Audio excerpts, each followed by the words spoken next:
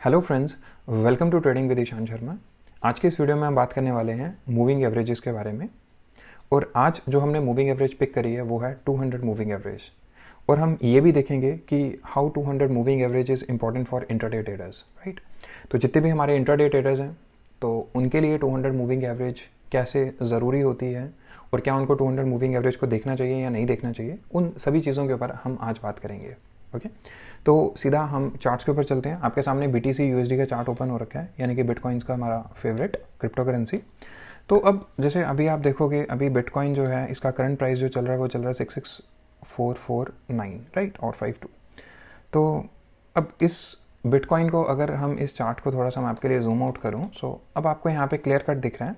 ये जो हमने यहाँ पे मूविंग एवरेज अप्लाई करी है, ये जो ग्रीन से आपको लाइन दिख रही है, ये दिस वन, ये आपकी 200 मूविंग एवरेज है। और बाय द वे एक एक्सपोनेंशियल मूविंग एवरेज होती है और एक होती है सिंपल मूविंग एवरेज, जिसको हम सिर्फ MA भी बोलते हैं, जैसे कि यहाँ पे आपको दिख रहा होगा, ये देखिए MA 200।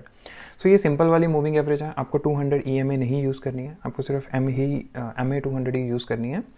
और अगर आप इस 200 MA को देखो, सो आप यहाँ से कितना क्लियर कट आप देख सकते हो कि जब भी मार्केट इस 200 मूविंग एवरेज के ऊपर रहती है तो हम मार्केट को अप ट्रेंड में कंसीडर करते हैं, और जब भी मार्केट जो है इस मूविंग एवरेज के नीचे आती है तब हम बोल देते हैं कि हमारी जो मार्केट है इस टाइम डाउन ट्रेंड में चल रही है। ठीक है, अब सबसे बड़ी जो कन्फ्यूजन रहती है लोगों के मन में वो ये रहती है कि हम मूविंग एवरेज जो है वो टाइम के अकॉर्डिंगली चेंज हो जाती है। अब जैसे डेली टाइम फ्रेम पे देखा जाए, मार्केट अभी अप ट्रेंड में है, तो क्या वीकली टाइम फ्रेम पे भी सेम यही होगा? यस, वीकली टाइम फ्रेम पे भी मार्केट ऑलमोस्ट अप ट्रेंड में है।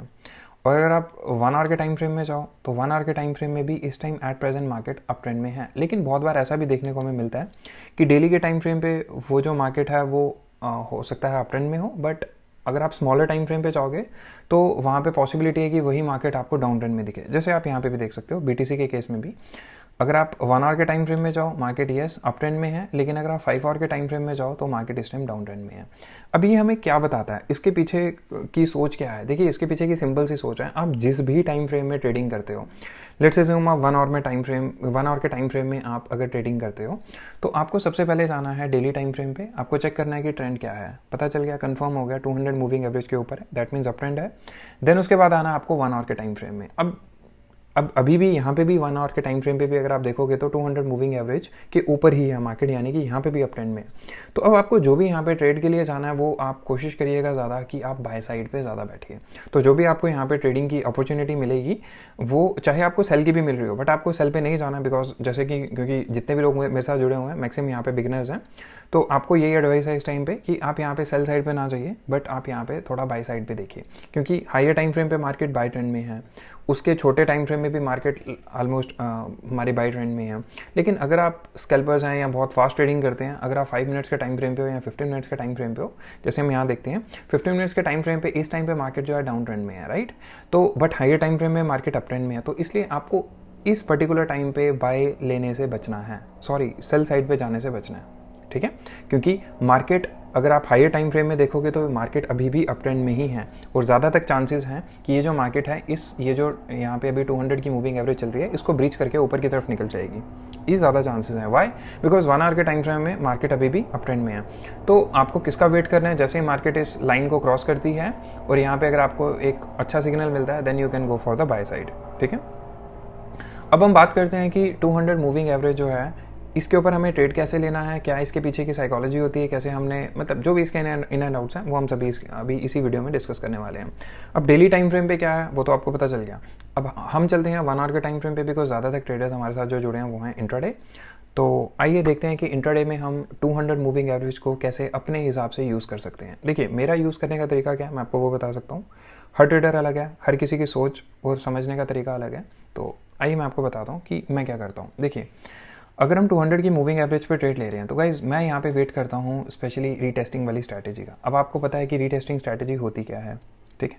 और आपको जब भी किसी भी मूविंग एवरेज पे ट्रेड लेना है, मेक श्योर कि आपकी वो जो मूविंग एवरेज है ना वो कभी भी स्ट्रेट ना हो, ठीक है। या तो वो ऊपर की तरफ हो या तो फिर वो नीचे की तरफ हो। स्ट्रेट मूविंग एवरेज पे you should never take trade, right.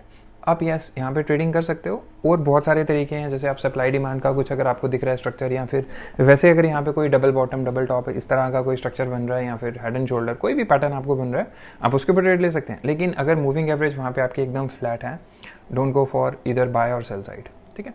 अब हम थोड़ा सा पीछे चलते हैं जहाँ पे हमारी मूविंग एवरेज थोड़ी सी ऊपर की तरफ हो या नीचे की तरफ हो, किसी भी साइड पे।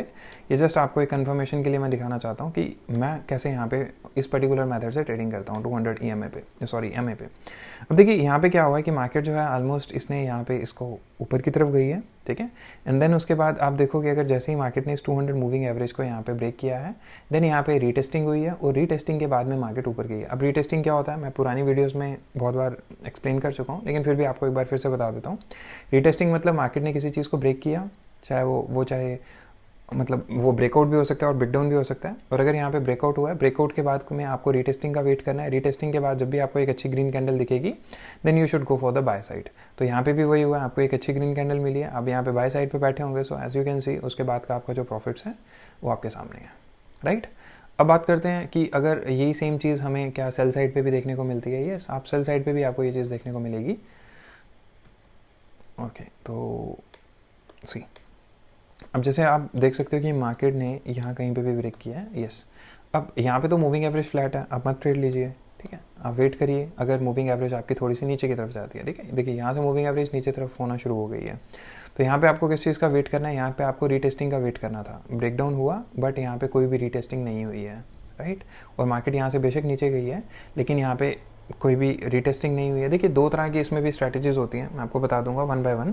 पहली तो रीटेस्टिंग का आप यूज़ कर सकते हो। देखिए रीटेस्टिंग जो है वो थोड़ी सी ज़्यादा प्रूफ, मतलब आप कह सकते हो कि थोड़ा सा आप बच जाते हो उससे, फेक ब्रेकआउट्स और फेक ब्रेकडाउन से। और एक और यहाँ पे थर्ड स्ट्रैटेजी ये भी होती है कि अगर आपकी जिस कैंडल ने ब्रेक किया है और उसके बाद 3 कैंडल्स लगातार, थर्ड कैंडल उसके नीचे क्लोजिंग देते तो तब भी आप वहाँ पे सेल साइड पे जा सकते हो, ठीक है। जैसे कि यहाँ पे हुआ है, इस कैंडल ने ब्रेक डाउन दिया, सेकंड कैंडल आपकी ये बनी है, एंड देन थर्ड कैंडल आपकी जैसे ही इसकी क्लोजिंग के नीचे या फिर इसके विक के नीचे अगर प्राइस आता है, यहाँ पे कहीं क्लोजिंग होती है, तो यहाँ पे आप सेल साइड पे जा सकते हो। तो अगर आप इस वाली स्ट्रैटेजी का भी यूज़ करके आप यहाँ पे सेल साइड पे जाते हो, तो देन यू कैन सी आपको यहाँ पे एक अच्छा खासा प्रॉफिट देखने को मिल जाएगा, ठीक है। बट मैं इस स्ट्रैटेजी पे पर्सनली इतना ज़्यादा ट्रेड नहीं लेता हूँ। द रीज़न इज़ कि इस पर हमें बहुत अच्छा रिस्क रिवॉर्ड नहीं मिलता है। रीटेस्टिंग पे हमें रिस्क रिवॉर्ड काफ़ी अच्छा मिल जाता है, so that's why I prefer retesting strategy. अब देन उसके बाद सी अब अगर हम यहाँ पे देखें, अगर आप देखोगे रिसेंटली भी मार्केट ने दोबारा से यहाँ पे ब्रेकआउट किया है, ब्रेकआउट के बाद से दोबारा से रीटेस्टिंग हुई है, एंड देन फर्दर तब से मार्केट हमारी अप ट्रेंड में ही है, ठीक है।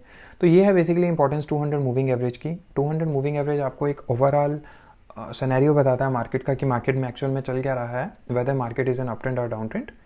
एक तो ट्रेंड पता चलता है हमें मूविंग एवरेज से, और मूविंग एवरेज से हमें ये भी पता चलता है कि हमें यहाँ पे बाय साइड पे जाना चाहिए या फिर सेल साइड पे जाना चाहिए। और वो मैंने आपको बता दिया कि आप जब मल्टीपल टाइम फ्रेम एनालिसिस करते हो, तो अगर हायर टाइम फ्रेम पे मार्केट लेट से अज्यूम कि वो अप ट्रेंड में है, तो आपको स्मॉलर टाइम फ्रेम में भी आपको कोशिश करनी है कि आप अप ट्रेंड में ही रहो, ठीक है। तो ये आपके लिए थोड़ा बेनिफिशियल रहेगा। और उसके अलावा 200 मूविंग एवरेज को अगर आप 1 आवर के टाइम फ्रेम में यूज़ कर रहे हो, तो ये आपको बहुत अच्छे रिजल्ट देगी 1 आवर के टाइम फ्रेम में। अब इसके पीछे का रीज़न बस सिंपल सा ये है कि ये जो चार्ट्स हैं, बेसिकली ये चार्ट्स क्यों काम करते हैं, बिकॉज हर कोई इन्हीं को यूज़ कर रहा है। आप इस बात को समझो, ये चार्ट्स इसलिए काम कर रहे हैं क्योंकि हर कोई इनको यूज़ कर रहा है। जब हर कोई इनको यूज़ कर रहा है, इसी वजह से ये काम कर रहे हैं। और 200 मूविंग एवरेज जो है वो भी हर कोई यूज़ करता है, और 1 आवर का टाइम फ्रेम जो है वो ऑलमोस्ट आपको हर दूसरा या तीसरा ट्रेडर मिलेगा जो 1 आवर को ज़रूर देखता होगा, ठीक है। चाहे वो इंट्राडे हो, चाहे वो हायर टाइम फ्रेम का हो, लेकिन 1 आवर का एक ऐसा टाइम फ्रेम है जिसको आप बोल सकते हो इट्स अ स्वीट स्पॉट, ठीक है। तो इसको हर कोई चेकआउट ज़रूर करता है। 4 आवर को बहुत सारे लोग स्किप कर सकते हैं, लेकिन 1 आवर को कोई भी स्किप नहीं करता, ठीक है। तो इसलिए 1 आवर का टाइम फ्रेम में 200 की मूविंग एवरेज जो है वो बहुत अच्छे रिजल्ट देती है। हायर टाइम फ्रेम पे भी यस बहुत अच्छे देती है, डेली टाइम फ्रेम पे, वीकली टाइम फ्रेम पे। बट अगर आप इतना ज़्यादा आप में सब्र नहीं है और आप एक इंट्राडे ट्रेडर हो, तो 1 आवर के टाइम फ्रेम में आपको 200 मूविंग एवरेज को ज़रूर चेकआउट करना है। और हर बार आपको देखने को मिलेगा कि 200 मूविंग एवरेज पे आपको एक अजीब सी सपोर्ट दिखेगी। बहुत सारे बायर्स वहाँ पे मार्केट में आते हैं और मार्केट को थोड़ा सा ऊपर की तरफ पुश करते हैं, ठीक है। तो ये था हमारा ऑल एंड ऑल अबाउट कि ये मूविंग एवरेज जो है ये क्यों काम करती है, क्या ये काम करती भी है या नहीं करती हैं। और मैं आपको इसके साथ में एक और यहाँ पे पॉइंट ऐड करना चाहता हूँ। मे बी आपको बहुत सारे ऐसे भी लोग मिलते होंगे जो बोलते होंगे हमारे पास कोई सीक्रेट इंडिकेटर है, अगर आप हमें इतने इतने पैसे दो तो हम आपको वो इंडिकेटर दे देंगे और उससे आप बहुत सारा पैसा कमा लोगे। Let me tell you guys, this is fake. ऐसा कुछ भी नहीं होता। देखिए इंडिकेटर्स तभी काम करते हैं जब उसको हर कोई यूज़ करे, ओके। अब जैसे ये मूविंग एवरेज है, इसको हर कोई यूज़ कर रहा है, इसीलिए ये काम कर रही है। अगर आज के आज इसको पूरी दुनिया यूज़ करना बंद कर दे 200 मूविंग एवरेज को, तो गाइज ये काम नहीं करेगी, ठीक है। आप जितनी मर्जी 200 मूविंग एवरेज को जहाँ मर्जी लगा लो, वो काम नहीं करेगी क्योंकि उसे कोई यूज़ ही नहीं कर रहा है। तो सेम चीज़ आता है सीक्रेट इंडिकेटर्स के मामले में। अब अगर उसको पूरी दुनिया में कोई यूज़ ही नहीं कर रहा है तो वो कैसे काम करेंगे, सिंपल।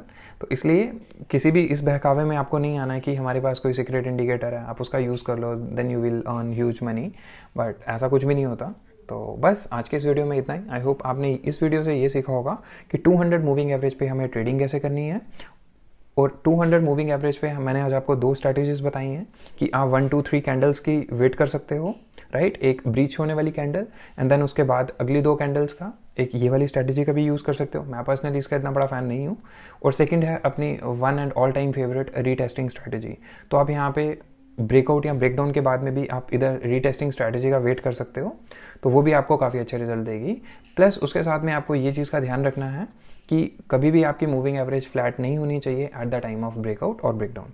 अगर फ्लैट है तो देन आपको थोड़ा सा वहाँ पे वेट करने की ज़रूरत है और फिर उसके अकॉर्डिंगली आप अपनी वहाँ पे ट्रेड ले सकते हो, ठीक है। थैंक्स।